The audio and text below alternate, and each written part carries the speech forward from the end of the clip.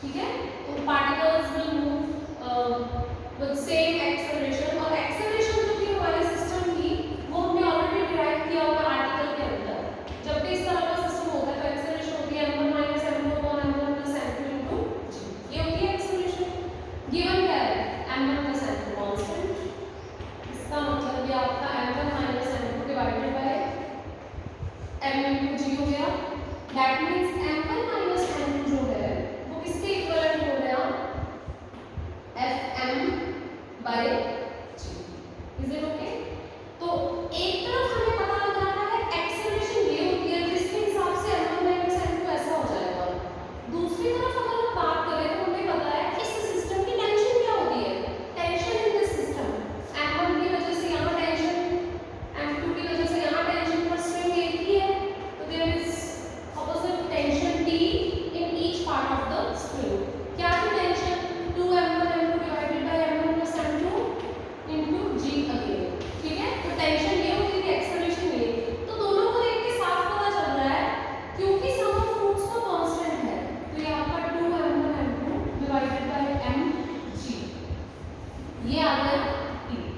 एक तरफ से हम m1 minus m2 एस्टिमेट कर पा रहे हैं, दूसरी तरफ से हम m1 m2 एस्टिमेट कर पा रहे हैं, हमें खुद ही देख के पता चल रहा है। This is Tm divided by 2g। अब m1 m2 दो टर्म्स हैं आपके पास और इनका कोई रोल नहीं है प्रूव में। हमने प्रूव क्या करना है, हमने प्रूव करना है कि f जैसे जैसे बढ़ेगा t वैसे वैसे कम होगा।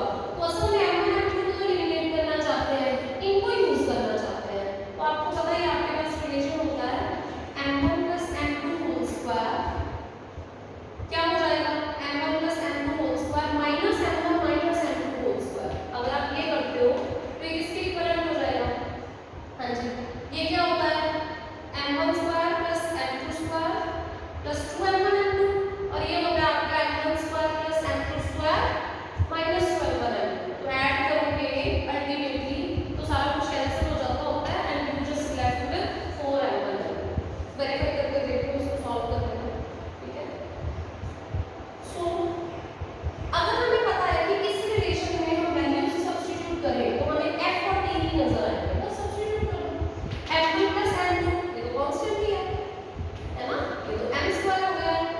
m1 minus m2 हमने ऑलरेडी निकाल रखा है, m1 minus m2 क्या है, f होल स्क्वायर है इसलिए f square m square upon g square is equal to 4। m1 m2 क्या है, Tm divided by 2g, तो अल्टीमेटली यहाँ आ गया 2। हाँ जी, तो साफ पता लग रहा है आपको t और f में नेगेटिव साइन के साथ एक रिलेशन अपीयर हो रहा है as t is equivalent to something minus f square।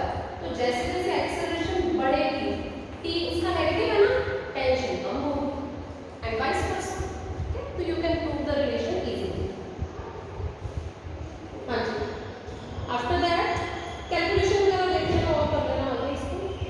एक और पार्ट दिया हुआ है, एक और पार्ट में क्या कहा गया है आपको, if the string of an Atwood's machine can bear a strain of only 1/8 of the sum of two weights। अब पहली बार